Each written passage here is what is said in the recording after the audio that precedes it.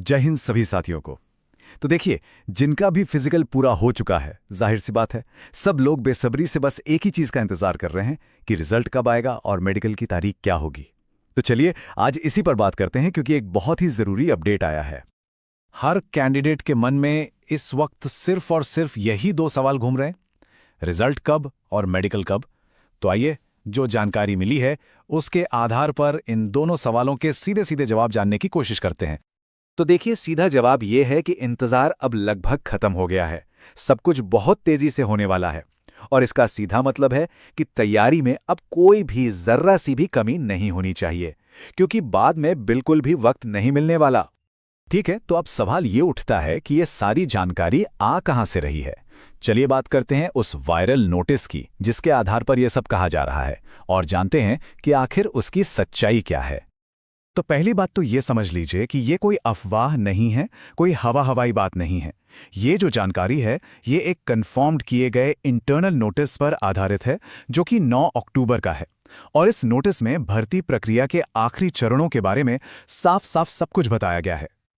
चलिए अब आते हैं उस हिस्से पर जिसका सभी को सबसे ज्यादा इंतजार है कि आखिर रिजल्ट की घोषणा कब तक हो सकती है। तो नोटिस के हिसाब से मेडिकल स्टेज के लिए जो रिजल्ट है वो अगले कुछ ही दिनों में जारी हो सकता है। मतलब ये लगभग तय है कि रिजल्ट की घोषणा किसी भी दिन किसी भी वक्त हो सकती है। तो यहाँ सबसे जरूरी बात यह है कि रिजल्ट आने के फौरन बाद क्या होगा, क्योंकि ये जो पूरी प्रक्रिया है ना, ये बहुत ही ज्यादा तेजी से आगे बढ़ने वाली है। डीएमई और आरएमई यानी डिटेल्ड और रिव्यू मेडिकल एग्जामिनेशन के लिए करीब करीब 60 सेंटर बनाए गए हैं। ये जो नंबर है ये अपने आप में ये बताता है कि तैयारी कितने बड़े पैमाने पर और कितनी सीरियसली की गई है। और अब जरा रफ्तार की बात करते हैं। ये आंकड़ा देखिए, हर एक सेंटर पर हर दिन लगभग 100 से 150 कैंडिडेट्स का मेडिकल किया जाएगा।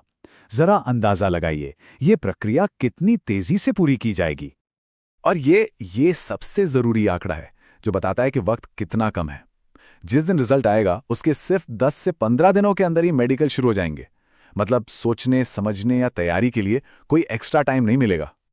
देखिए, सीएपीएफ की तरफ से सारी तैयारियां पूरी हो चुकी हैं, सेंटर्स अलॉट कर दिए गए हैं, रोज का शेड्यूल तैयार है और बाकी सारे इंतजाम भी फाइनल हो चुके हैं।